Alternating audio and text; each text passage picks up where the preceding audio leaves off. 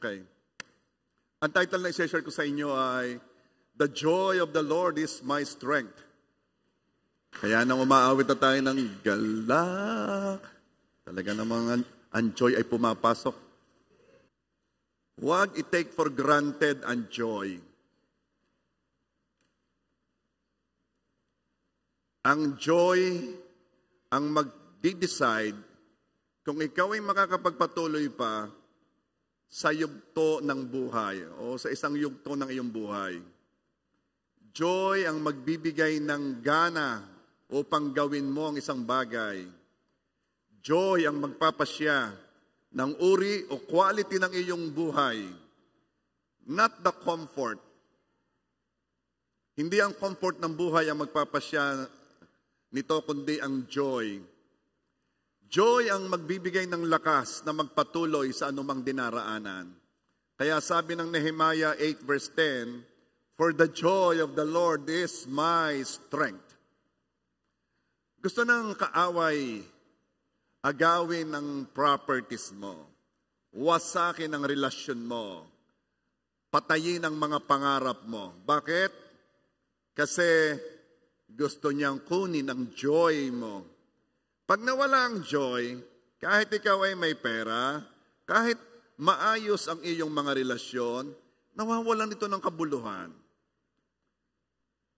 This is the reason. Kaya joy ang gustong nakawin ng kaaway, kasi pag nawala na ito, wala na ang iyong lakas. Ito na yung mga what for at nagpapakahirap ako. Dahil sa away ng mag-asawa, o sa away ng mag-ina o ng mag-ama, nawala ang joy. Hindi na makafunksyon ng maayos sa trabaho, sa bahay, sa school.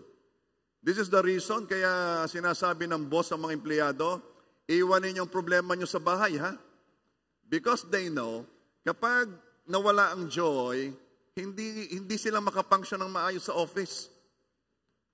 Ang mga estudyante, excited na excited sa mga pangarap nila sa buhay.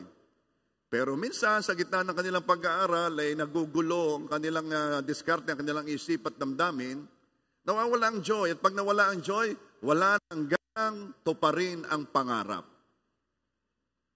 Ulitin ko, hindi interesado ang kaaway sa properties mo, sa career mo, sa relationships mo.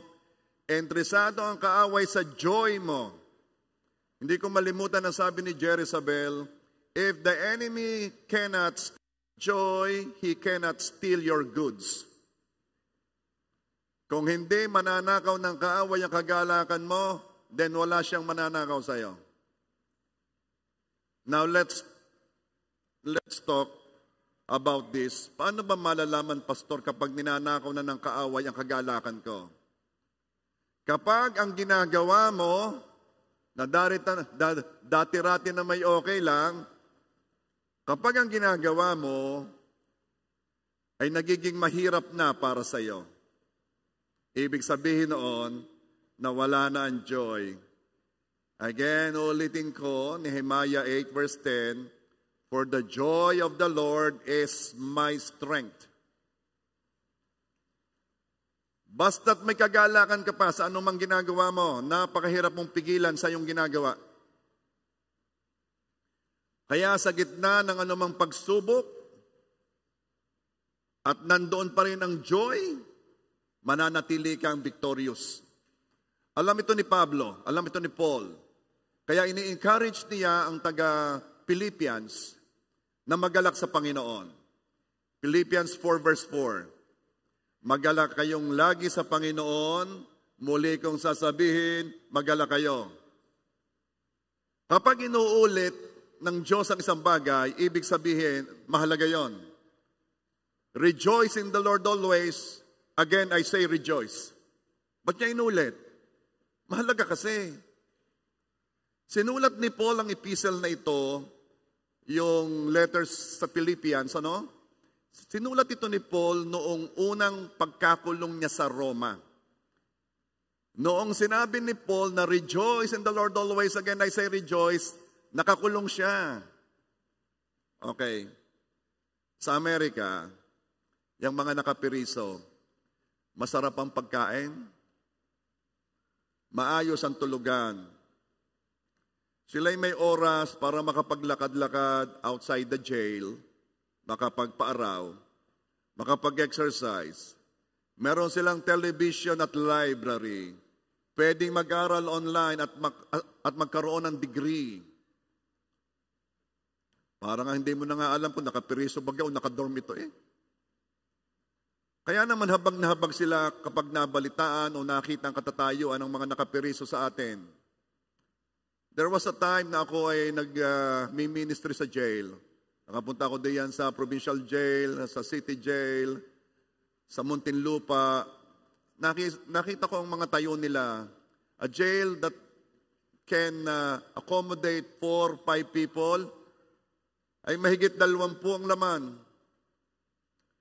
Imagine, habag na habag ang mga Westerners kapag nakikita ito dahil ang sikip, ang init, mabaho dahil sa singaw ng katawan.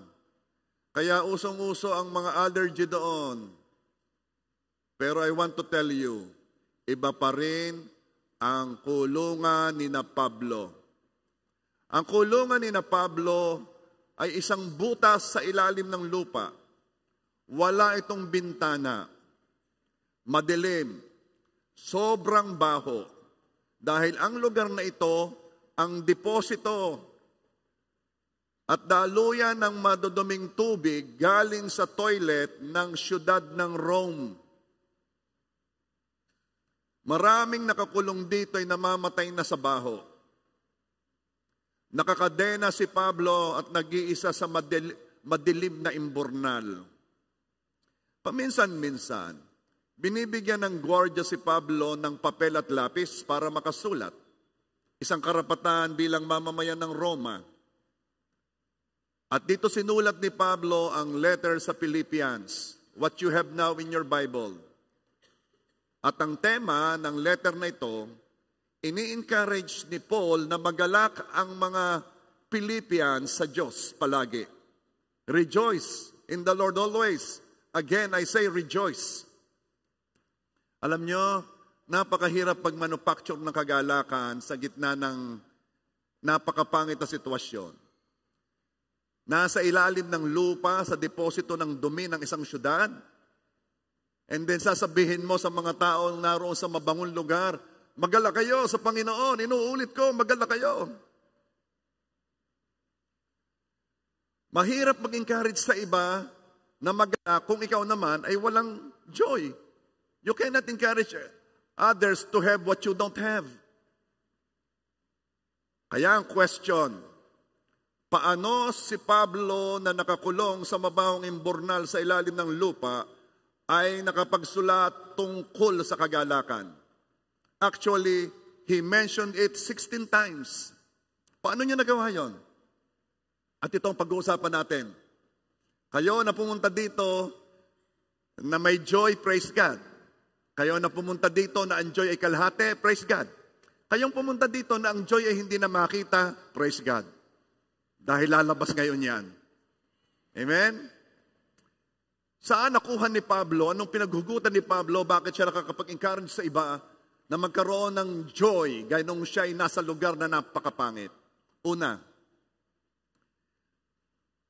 you must have a deep conviction that God is in control. Malalim na paniniwala sa kaibuturan ng iyong puso na ang Diyos ay in control. Ulitin ko yung Philippians 1:19. Sapagkat nalalaman ko ng kahihinat na nito'y sa aking ikaliligtas. Sa pamamagitan ng inyong mga panalangin at sa saganang tulong ng Espiritu ni Hesukristo. Actually, there are 3 reasons. I will give you 3 reasons kung bakit nakapag-encourage pa si Paul na maging masaya ang iba. Gayong nasa katatayuan siyang hindi maganda. Ang una ngay ito, kailangan ikinaniniwalang God is in control. Kaya sabi ni Paul, nalalaman ko ng kahihinatnan nito'y sa aking kaliligtas. Nalalaman ko ang kahihinatnan nito'y sa ikabubuti. Okay. Kita ng Diyos lahat. Alam ng Diyos lahat. God is in control sa lahat. At gagamitin ni Lord ang lahat para sa kanyang kaluwalhatian at sa ating kabutihan.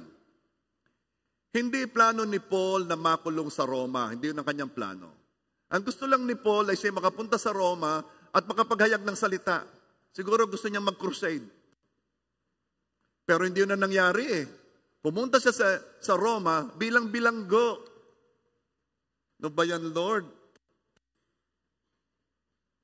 May plano ako, pero bakit nagkaganito? Siya'y nakabilanggo ng 2 taon. Meron siyang mga gwardya 24/7. Pero tingnan po niyo mga nangyari ha. Nakapag-share si Paul sa mga gwardya. Si Paul ay may captive audience. They are Praetorian guards. Piling-piling gwardya ni Caesar, ng pinaka-leader ng Rome. Silang nilalagay doon. At hindi sila makakalis doon. Kaya si Paul may captive audience. Nasera ni Paul ang mga yon. Hindi sila makaalis. Hindi sila makaalis. Makikinig at makikinig sila. At imagine, kung nagpapalit lagi ng guards for a period of time, halimbawa, every 12 hours, every 24 hours, basta nagpapalit ng guards. Tingnan mo kung ilan ang nasyera ni Paul. At ilan sa mga gwardiya na ito ay nakarinig ang umuwi sa kanila at nag-share ng mabuting balita sa pamilya nila. Ito nga ang sabi ng Philippians 1 verse 12 and 13. Now I want you to know, brothers and sisters, that what has happened to me has actually served to advance the gospel. Mga kapatid ko, ako'y nakulong, pero alam ba ninyo ang nangyari sa akin? Ay pagkakagaling ni Lord, ay lalo pang lumawak ang naabot ng salita. Verse 13, as a result, it has become clear throughout the whole palace guard and to everyone else that I am in chains for Christ. Hindi ako nakakulong dito sa kulungan ito. Ako'y nakakulong kay Lord. Ako'y nakulong dahil sa Kanya. At kaya ako nandito para sharean kayo. Do you think those guards will listen to Paul kung siya ay malaya? No. Lagi yung naroon sa palasyo, nakabantay nasa kanilang assignment, hindi makikinig yung mga yon. Pero dahil sila'y gorgeous sa pirisuhan, sila'y nakapakinig ng mabuting balita at marami sa kanila'y naligtas. Actually, may sinabi na kahit yung family ni Nero, a part of his family was saved. Anyway, na-inspire pa ang ibang believers na lalo pang sumipag sa pag-share ng gospel. Philippians 1:14. And because of my chains, most of the brothers and sisters have become confident in the Lord and dare all the more to proclaim the gospel without fear. Dahil nakakulong si Pablo, na-inspired pa yung mga believers sa labas. Na-inspire sila. Look at the faith of Paul. Hindi siya nangihina. Ini-encourage pa nga tayo. Tayo pa ba naman ang hindi maghahayag ng salita? Siya nga'y nakakulong, nakakapaghayag siya ng salita. Na-inspire ang mga brothers and sisters na mas maging masipag pa. Kaya ang daming nangyari magaganda. Pero ang pinakamatindi na nangyari, na hanggang ngayon ay tayo naapektuhan, ay ito. While in prison, Paul wrote most of the New Testament that we have today.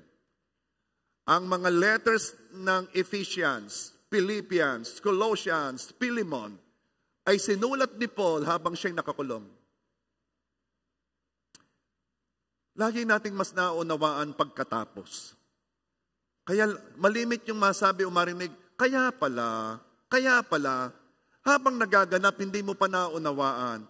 Pero kapag tapos na, kaya pala ako pinursigi ng aking magulang na makatapos. Kaya pala walang tigil ang pagsasalita ang inay ko na ako'y mag-aral.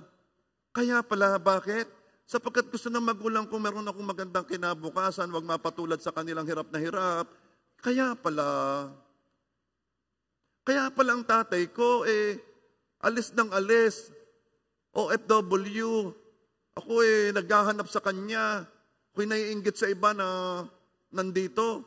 Akala ko nagpapasarap ang tatay ko doon. Trabaho pala ng trabaho, lahat pala pinapadala para pala kami magkaroon ng comfort. Kaya pala, maraming nangyayari, naunawaan lang natin pagkatapos.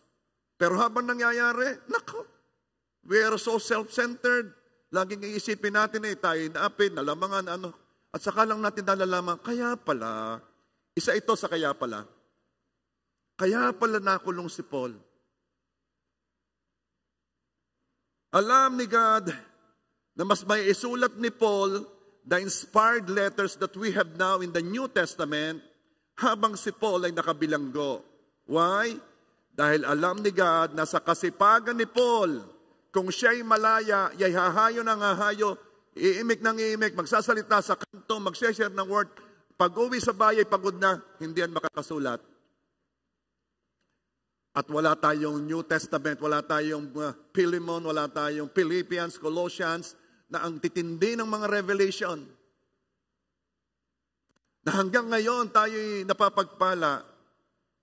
Yes, may plano si Paul, pero may plano rin si God. God is in control. Ang pagkakaiba, mas maganda ang plano ng Diyos.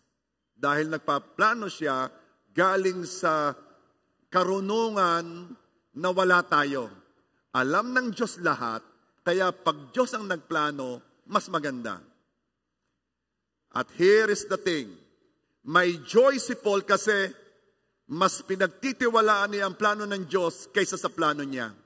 Kaya makikita mo sa sa Philippians 1 verse 6, being confident of this, that he who began a good work in you will carry it on to completion until the day of Christ Jesus. Anong sinasabi ni Paul? Paul is saying, what is happening to me, this is not my story. This is God's story.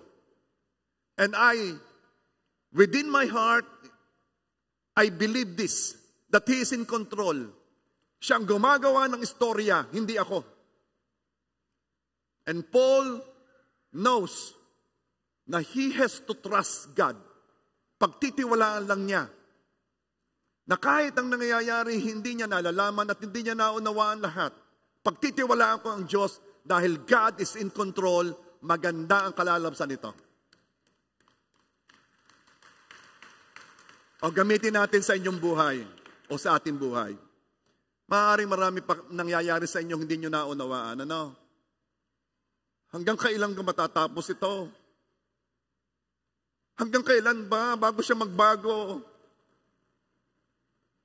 Hindi ko na naunawaan. Para laging akong nakakaharap sa wall. Meron akong gagawin pag ako'y may maririch ng mataas. Parang ako'y bumabagsak muli. Hindi ko malaman. Ano ba? At ikaw ay napoprostrate, disappointed. Meron akong gusto, hindi ko makuha. Hindi mangyari. May sasabihin ako sa iyo. Mawawalan ka ng joy kapag ganyan ang takbo ng isip mo.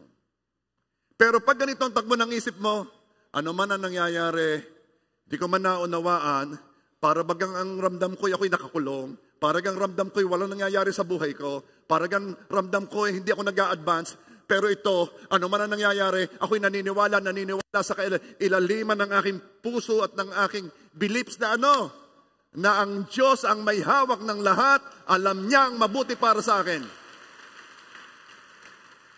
Okay, tell your neighbor, God is in control.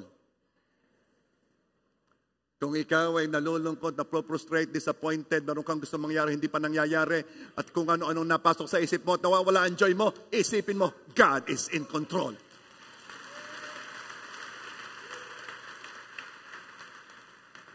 Ang negosyo ko'y nagkakaganito, ang relasyon ko'y nagkakaganito, ang health ko'y nagkakaganito. Relax ka lang. Maraming mga bagay na maunawaan mo lang pagkatapos. Kaya pala. And you will say so many kaya pala in your life. Ikaw na nagtiwala sa Diyos, pagdating ng araw, marami kang sasabihin, kaya pala. Pastor, hindi ako nakuha sa trabaho, nag-apply ako, ako naman ay nag-pray, nagtanim pa nga ako, hindi ako nakuha. At maya-maya, after 6 months, may nalaman ka, kaya pala, hindi pala ako natanggap, kasi meron palang mas maganda dito. Ay kung ako'y nandun, baka hindi ako makaalis, baka hindi ko ito nakuha. Kaya pala. Pastor, nililigawan ko, hindi naman ako sinagot eh. After 6 months, may dumating. Kaya pala. O siya, naganda na ang ngiti, nagkaka-joy na.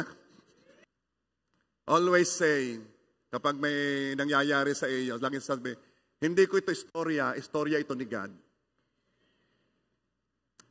Pag ganon, sasaya ka. Alam mong si Lord ang kumikilos sa iyo eh. Siya ang nagpapaganda ng istorya mo. Huwag mong pagandahin.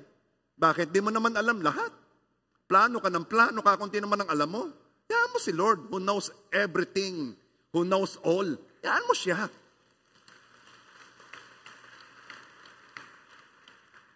Oh, let's go to number 2. Again, coming from the same verse.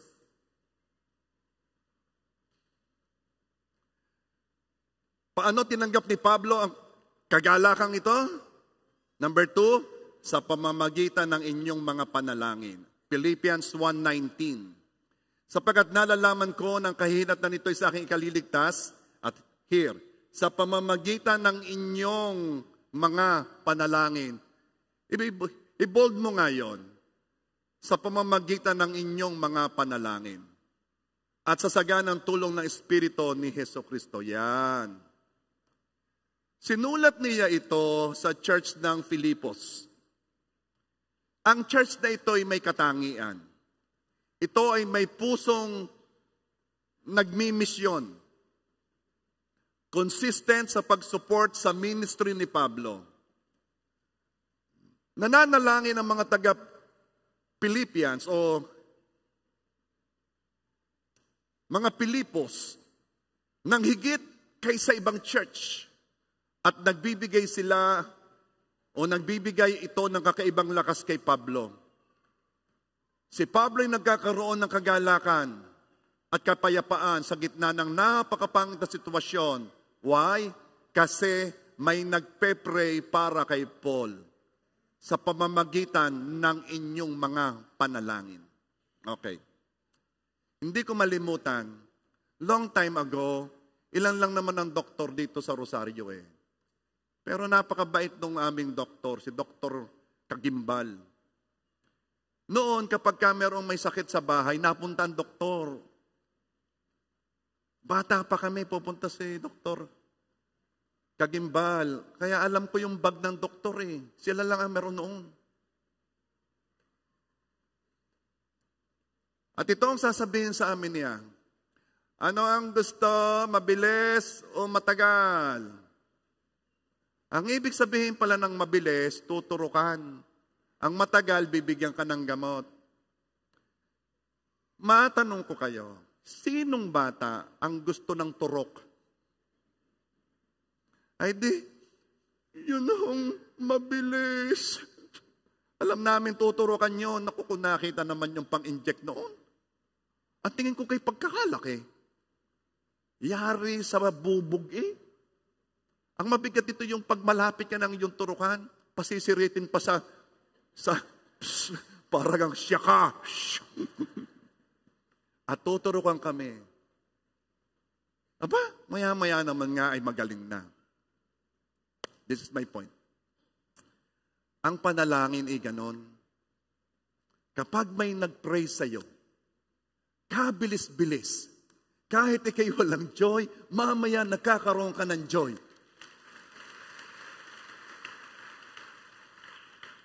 Ilan na yung pinag-pray ko na pagkatapos ng prayer, kaagad, nag-iba ho ang pakiramdam ko. Laging ganon. At itong sabi ni Pablo, Kaya pala siya may kagalakan ay dahil sa pamamagitan ng inyong panalangin. Pag may gustong gawin ng kaaway, ang una niyang gagawin, alsin ang mga mananalanginin. Sabi ng iba, ay, yung mga yan, napakahihina, kaunting bagay ay malungkot agad. Napakahihina, kaunting bagay ay down agad.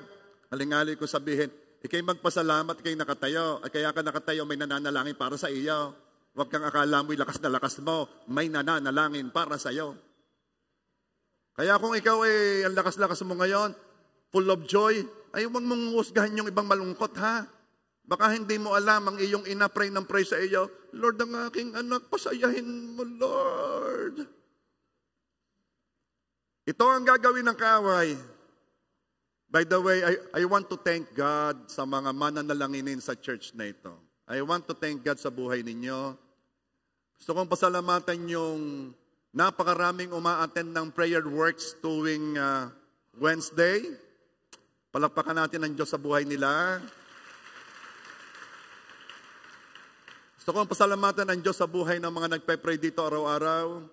Ay gusto kong pasalamatan ang Diyos sa buhay ng mga intercessors, mananalanginin. Pero ito ang gagawin ng kaaway kapag meron siyang gustong gawin. Aalsin niya sa picture ang mga prayer warriors, ang mga intercessors. Bibisihin. Kaya pag napansin mo, napaka-busy mo at hindi na makapag-pray, alam mo kung sino kumikilos doon, ha? Binibisi ka ng kaaway. Patutulugin. Kayong mga mananalangin at nakakatatlo lamang sentences ay tulog ka na. Alam mo na rin. Paaantukin. Paano po ninyo nasabi ito? Ito kasi, nung si Jesus ay mananalangin sa hardin ng Gethsemane, isinama niya si Pedro, si James at si John. Mark 14 verse 34. Sinabi niya sa kanila, ako'y lubhang nalulungkot. Si Jesus lubhang nalulungkot. Hanggang sa kamatayan. Grabing lungkot ito. Kaya sabi ni Jesus, manatili kayo rito at manatiling gising. Nalulungkot si Jesus, kaya nagsama siya ng prayer warriors. Verse 37, siya ay bumalik at narat nang sila'y natutulog at sinabi niya kay Pedro, Simon, natutulog ka ba?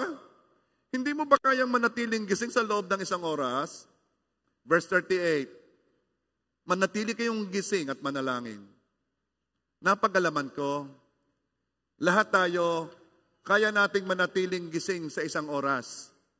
Ang problema ang marami, hindi kayang manatiling nagpe-pray sa isang oras. Sino na dito nagsimula ng series sa Netflix? Any series? O sa Korean, sa K-drama. Sino na ang naka-experience magsinungaling sa kanyang sarili? Last episode na.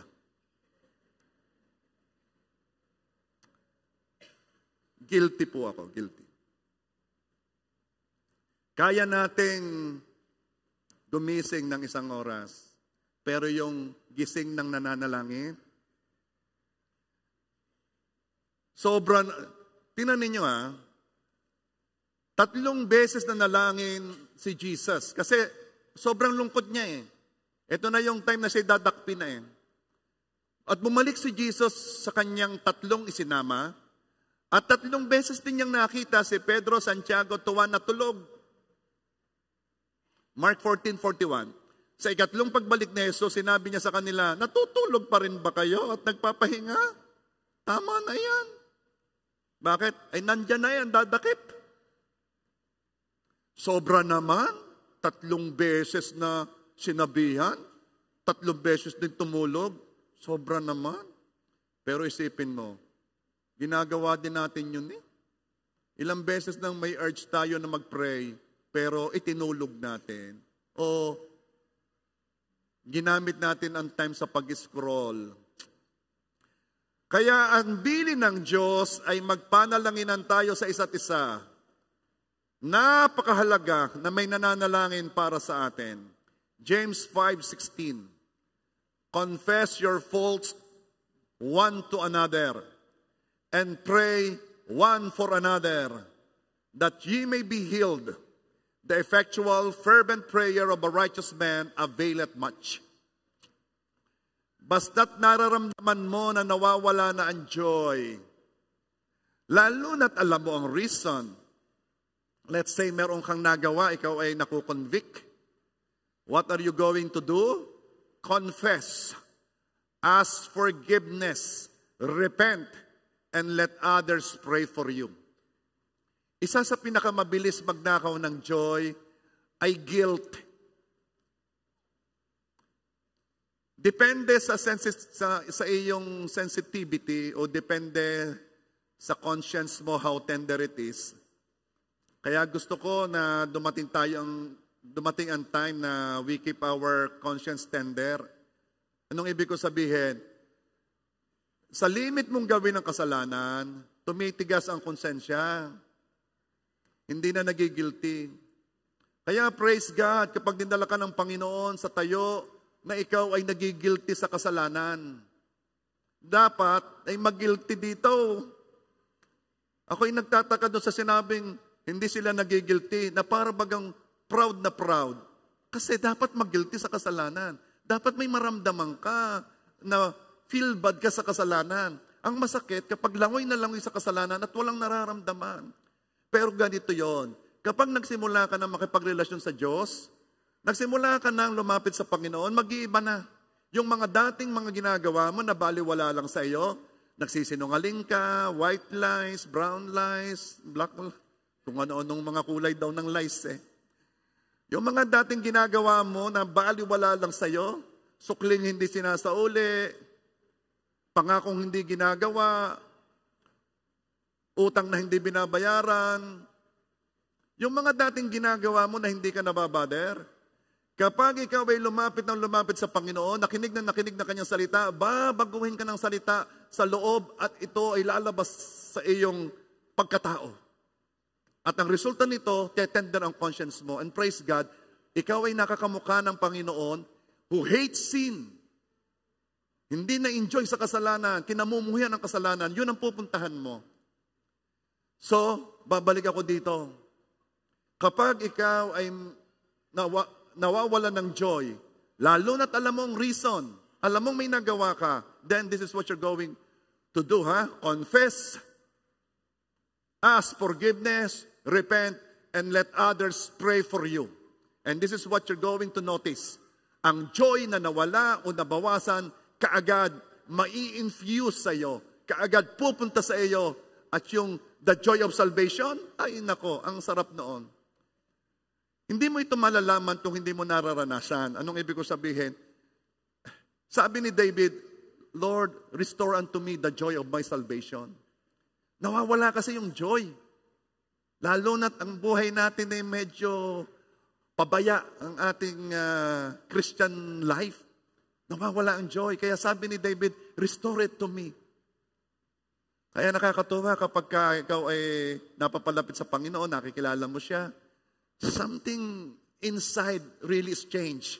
At ayaw mo na mabago pa yon. Gusto mo lagi na maranasan na ikaw at kayo ni Lord ay okay. Let me continue. Nalulungkot si Jesus kaya siya'y mananalangin din. Ikaw mismo, pag napansin mo nawawala ang joy, manalangin ka. Alam mo, merong meeting ang mga demonyo.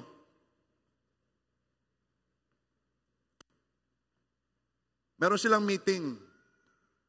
Sabi ni Satanas, mga demonyo, kumusta naman ang assignment ko sa inyo? Napanghina ba ninyo ang mga tao, lalo ng mga nananampalataya? Na-discourage ba ninyo sila? Sumagot yung isang leader ng demonyo. Amo, binigyan ko ng problema. Hinang-hina ngayon. Palakpakan ng mga demonyo. Nagsalita naman yung isang leader ng demonyo. Amo, ito naman ang ginawa ko. Pinanghina ko sila. Anong ginawa mo? Pinakaalman ko ang mga relasyon nila. Pinag-away-away ko sila. Pakpakan ulit. Ikaw naman. O ba't di ka nagsasalita? Ba yung isang leader ng demonyo pagayan-gayan? Amo, ginawa ko na hong lahat. Ano kang ginawa kong lahat? Meron nung isang grupo ng Kristiyano, ginawa ko ng lahat.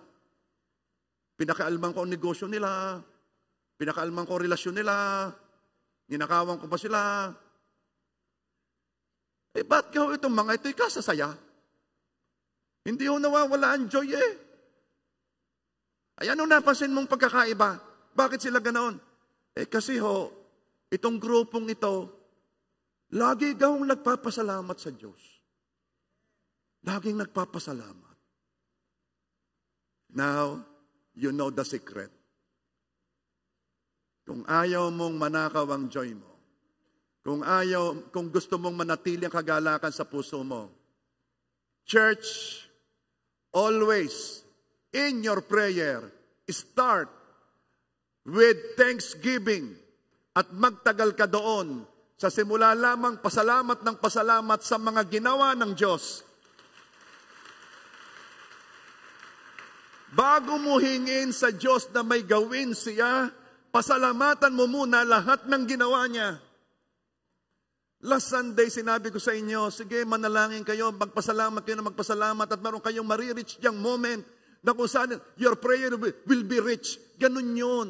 Kapag pinuno mo ng thanksgiving ang prayer mo, pasalamat ka ng pasalamat sa Panginoon, mamaya, mai-infusan ka ng joy. Magkakaroon ka ng kagalakang supernatural ang pinanggalingan dahil ikay nagpasalamat na nagpasalamat. Hindi ka kayang i-encourage kung ikaw ay thankful believer. Kung ikay lagi nagpapasalamat. Magpasalamat ka sa meron at magpasalamat ka sa wala. Magpasalamat ka sa nakuha at magpasalamat ka sa naiwan. Pasalamatan mo ang lahat ng Panginoon dahil in the first place, hindi mo naman lahat alam. Ang isang bagay na akala mo hindi maganda, how sure are you na hindi yun maganda? Bakit? Hindi mo pa nga alam lahat. Kaya you have to, in faith, pasalamatan mo ang Panginoon dahil alam ni Lord ang ginagawa niya. Church, ulitin ko. Kasi kailangan ma-practice eh. Pwede ka, bigyan kita ng kahit 1 minute. Bow down your heads muna bago tayo magpunta sa number 3. Punuin mo ang langit ng gratitude. Punuin mo ang langit ng pasasalamat.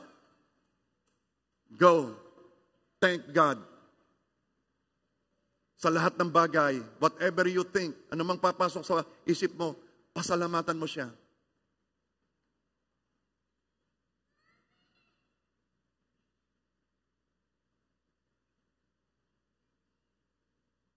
Salamat, Panginoon. Salamat sa pamilya.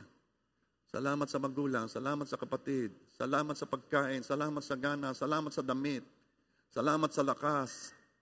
Salamat sa kaibigan. Salamat sa church. Lord God, na iyong ibinigay. Salamat sa mga leaders namin na iyong binigay. Salamat sa life group leader. Salamat sa trabaho.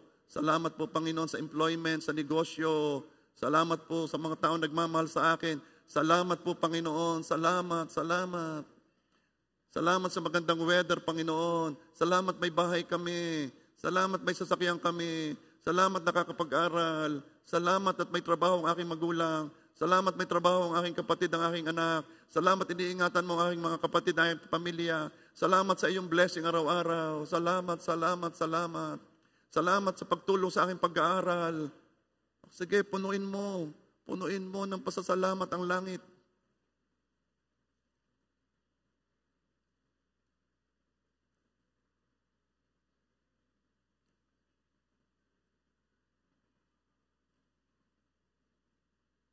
Salamat sa paglaya sa bisyo. Salamat for making my life better. Salamat.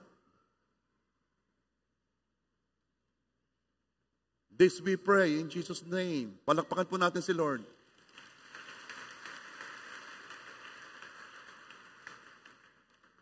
Now na ikaw ay mapagpasalamat, Ang joy marirestore sa iyo.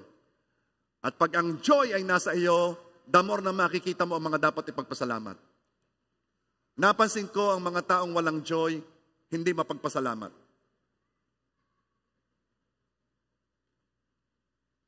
Number 3. At ito na ang last. Saan kinuha ni Pablo ang kagalakang iyon? Sa ganang tulong ng Espiritu Santo. Philippians 1:19 ulit. Sapagkat nalalaman ko ng kahihinatnan nito'y sa aking ikaliligtas sa pamamagitan ng inyong mga panalangin at sa saganang tulong ng Espiritu ni Hesukristo. Tatlo ang pinanggalingan ng joy ni Pablo. At ang patatlo ay tulong ng Espiritu ni Hesukristo. Ang joy ni Pablo ay may supernatural source. Ang joy na ito ang nagsusustain o nagbibigay ng lakas sa kanya ay hindi galing sa mundong ito. Sabi ng Galatians 5:22, sapagkat ang bunga ng Espiritu ay pag-ibig, kagalakan, kapayapaan. Meron palang bunga ang Espiritu, love, joy, peace. One of these is joy. Ito'y fruit of the Spirit. So ang pinanggagalingan nito is out of this realm. Galing ito sa banal na Espiritu. Joy is an anointing. Ito'y paglalagay ng Diyos sa atin ng kakaibang kakayahan. Okay. Alam mo yung mga taong na dehydrate? Nagkakalagnat yan eh. Dehydrate means nabawasan na ang kanilang moisture sa katawan. Kaya ang ginagawa, kailangang maibalik ang nawalang moisture. Ang pinakamabilis magpa-hydrate ay swero. Isang bag lang ng swero, mapapansin ng taong yon ang lakas-lakas agad niya. Bakit? Kasi para siyang na-infusan, nalagyan ng diretsyo sa ugat, na nasipsip agad ng kanyang katawan ang energy na galing doon sa swero na yon. Ang bilis. Ganon din po ang joy. Ito'y pag-i-infuse ng Diyos ng kakaibang kakayanan sa atin. Marami sa inyo dito, pare-pareho ang patotoo. Pare-pareho ang testimony. Na ano? Pinaiyak ako ni Lord. Ilang beses na ninyo yung narinig sa iba at maaaring kayo sinabi ninyo yon. Pinaiyak ako ni Lord. Sino ka naman ang kaya magpaiyak sa atin? Pero iba, na ikaw ay nandito, umawit ka, kanina wala lang, pero mamaya ikaw nadala na, nakatas ang kamay mo, mamaya napasin mo, may kakaiba ng kumikilos sa iyo, mamaya, ang iyong luha namumuo na, gusto na pumunta ka ba? Ano ba to, Lord, Lord? There is an infusion of something that is not natural. Ang tawag doon ay bunga ng Espiritu, which is joy, or peace, or love, pero yun na-infuse. Pumapasok. Naalala ko noon, itong grupo ni na Atoy, ni na Susa, ni Ep, ni Mercy. Galing yan sa Manila. Meron silang church dati doon, pero somehow, they have decided to stay here in Rosario na ito lagi ang patotoo nila, ito lagi ang sinasabi nila na tuwing Sunday, tuwing sila'y a-attend sa church, magsisimula lamang ang tugtugan, sila'y napapaluha na. Lalo na nung mga first time na sila'y uma-attend. Umiiyak na sila ng umiiyak. At makikita nila ang bawat isa ay pulo sila umiiyak. Why? Kasi nagsisimula na uling panariwain ng Diyos ang relasyon nila sa kanila. Napakahalaga ng may malapit na relasyon sa Holy Spirit. Alam mo bang pag sinabing kino-comfort, ano bang ibig sabihin noon? Pinasasaya ang malungkot. Or at least, pinagagaan ang dalahin. kino-comfort. Kaya minsan napunta doon sa mga lamayan to comfort yung mga naiwan. Imagine a world without comfort. Yung wala ka ng pag-asang sasaya pa. Imagine a world full of despair and there is no hope. Na mananatili ka na lamang na malungkot, depressed, sad. Kaya ipinadala ng Diyos ang banal na Espiritu. Ang sabi ng Diyos, mabuting ako'y aalis upang ipadala na ang banal na Espiritu. Bakit? Siya ang inyong comforter. Ang ibig sabihin ng comforter ay mag-aaliw, magpapasaya. Bakit mag-aaliw? Kasi alam ng Diyos na napakahalaga na manatili ang ating joy. Kaya nung umaawit, galak natin nagmama. Sabi ko, oo nga eh. John 14 verse 16. At hihingin ko sa Ama at kayo'y bibigyan niya ng isa pang mag-aaliw upang makasama ninyo siya magpakailanman. Ang Holy Spirit ay pinadala upang tayo i-comfort at makasama natin ang walang hanggan. Anong ibig sabihin? Simula nang tinanggap mo ang Panginoong Yesus, ibinigay sa iyo ang banal na Espiritu. Napuspos ka ng banal na Espiritu. Alam mo ang ibig sabihin nito? Simula noon hanggang sa walang hanggan, hindi ka na niya iiwan. It is the reason kung bakit sa hell ay walang pag-asa. Dahil wala kailanman pupunta doong mang-aaliw. Walang comfort, walang aalis ng despair. Pero iba tayo. We were chosen, we were loved, at binigyan tayo ng banal na Espiritu na magko-comfort sa atin, magpapaliw sa atin. At ito ang sabi ni Pablo, kaya ako'y may joy, kaya nakakapag-encourage ako, kahit napakapangit ng katatayuan ko, because the Holy Spirit infused me with this joy. Nasa puso ko ang joy ng Holy Spirit.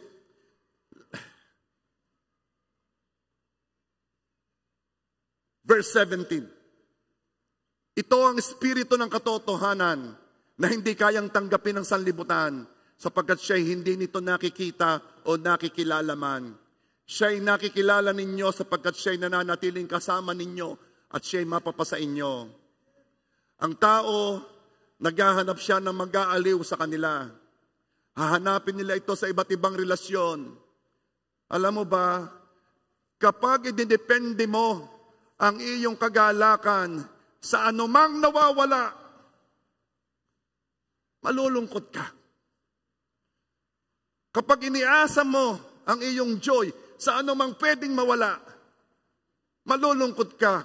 Iasa mo ang joy sa nagsabi sa iyong hindi kita iiwan, hindi kita papabayaan, and I will be with you forever. Oh, tama na ang paglalagay at pagdepende mo at pag-asa mo ng joy mo sa tao. Pag nawala ka, hindi ko na alam ang mangyayari sa akin. Alam ko ang mangyayari sa iyo, pareho din. Pag ito'y hindi nangyari, pag hindi ako kumita dito, wala nang pag-asa buhay. Pag iniasa mo sa anything that you can lose or you can lose, ang iyong joy, kawawa ka. Kaya sabi ni Jesus, ipapadala ko sa inyo ang mang-aaliw, ang comforter. Pag hinanap ninyo sa mall, sa Shopee, sa Lazada, pag hinanap ninyo sa pamilya, sa kotse, sa karir, sa negosyo, sa hobbies, ang inyong kaaliwan, sorry, makakita ka man, it will not last. Bakit? Sapagkat ang ibinigay ng Diyos ay ang sabi ng Panginoon ay hindi nakikita. Ay hinahanap mo ang kaaliwan mo sa nakikita. No wonder hindi matanggap ng sanlibutan ng Holy Spirit kasi hindi nakikita. Pero praise God, all of you have accepted Jesus. You have the Spirit of Jesus in your heart. Kilalanin mo lang siya. Be close to Him. Talk to the Holy Spirit. He is there. He is with you. He is as real as the person next to you. Yang katabi mo, kitang-kita mo, mas totoo ang Holy Spirit kaysa sa diyan. Start the day. Tell the Holy Spirit, I want to know you more. I want to know you more. Jesus said that ipapadala ka, siya aalis at ipapadala ka dahil mas mabuti na ikay nandito. Holy Spirit, I need to know you.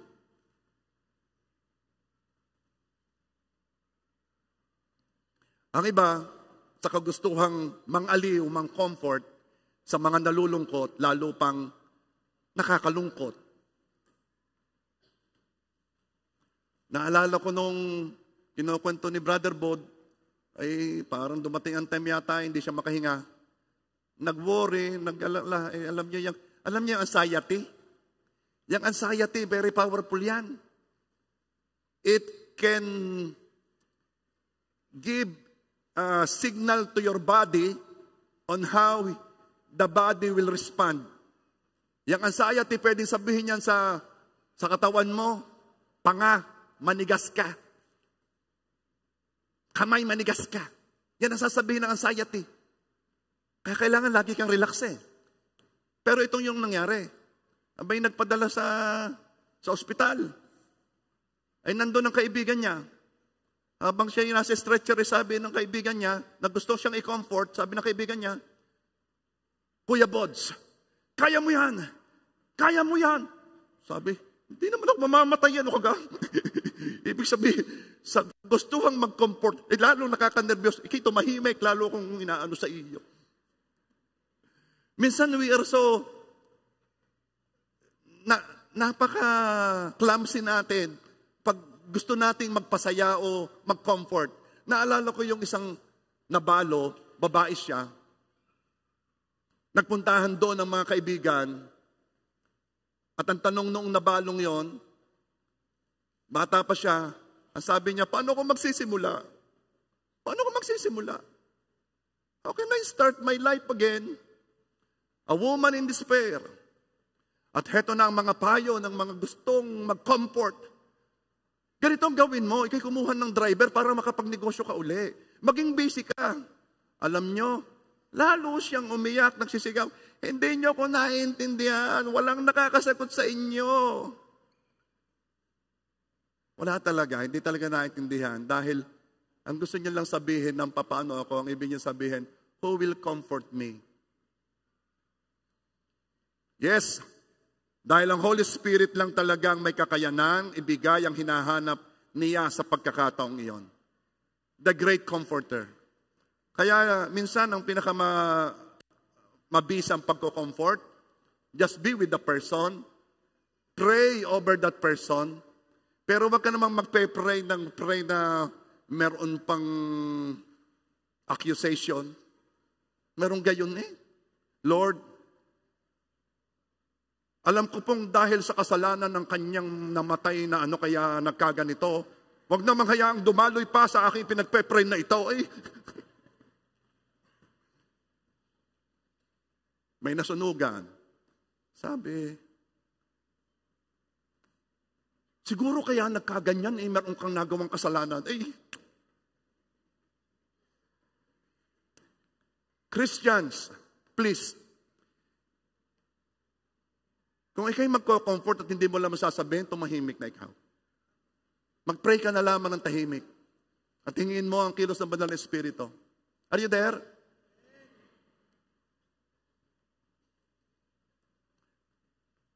The Great Comforter. Siyang Espiritu ng katotohanan na nakakabatid ng laman ng ating puso. At siya'y kilala natin, nararamdaman natin, dahil ibinigay siya ng Ama sa atin upang ating makasama. Kaya sabi ng John 14:18, hindi ko kayo iiwang nag-iisa. Ako'y darating sa inyo.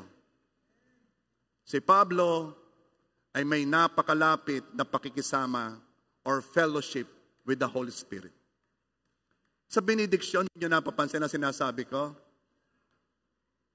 ang pag-ibig ng Diyos ang pagpapala ng anak, at ang pakikisama o ang fellowship ng banal na Espiritu ay mapa sa inyo. Bakit gano'n ang benediksyon?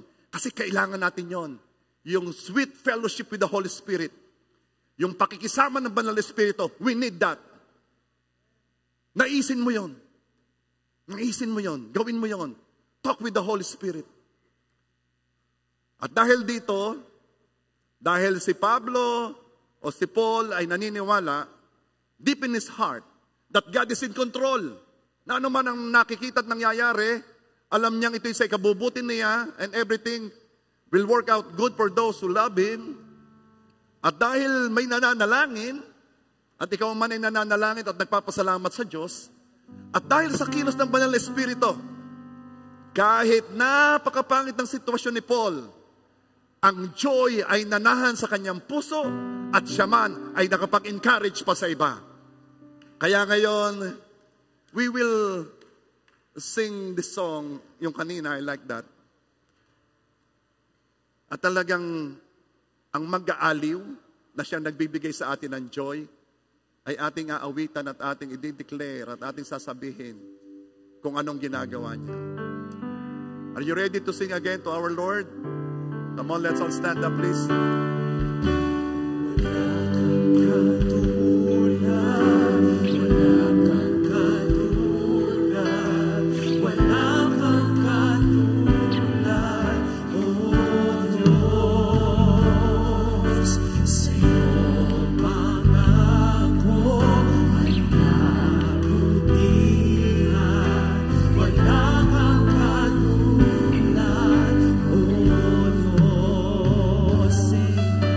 Wala kang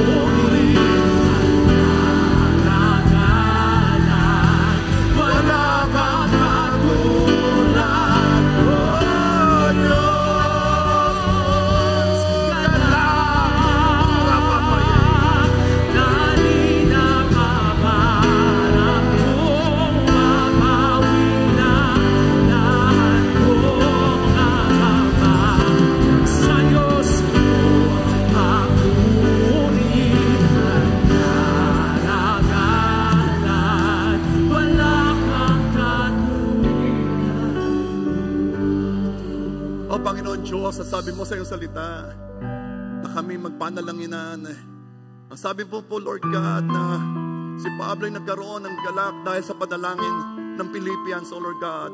Father God, akin pong inilalapit sa iyo, Panginoon, ang lahat na nandito ngayon, pati ang nasa online, lalo na yung nangangailangan ng infusion ng joy.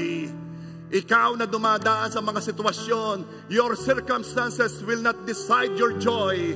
Ang mga nangyayari sa iyo, hindi ang magpapasya ng kagalakan mo. Ang banal na Espiritu ang maglalagay ng joy sa puso mo. And now, I am declaring ang kagalakan ng Panginoon. The joy of the Lord be your strength. Now! Now! Now!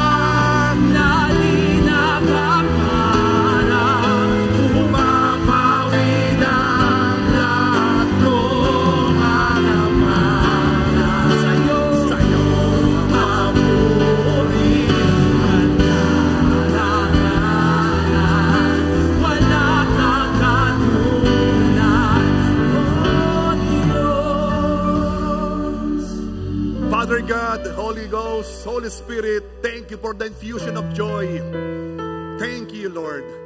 Our joy does not depend on what is happening in our lives. Our joy comes from you. And the joy of the Lord is our strength. Father God, salamat po sa kagalakang ito. The fruit of the Spirit. Thank you, Lord. In Jesus' name we pray. Amen.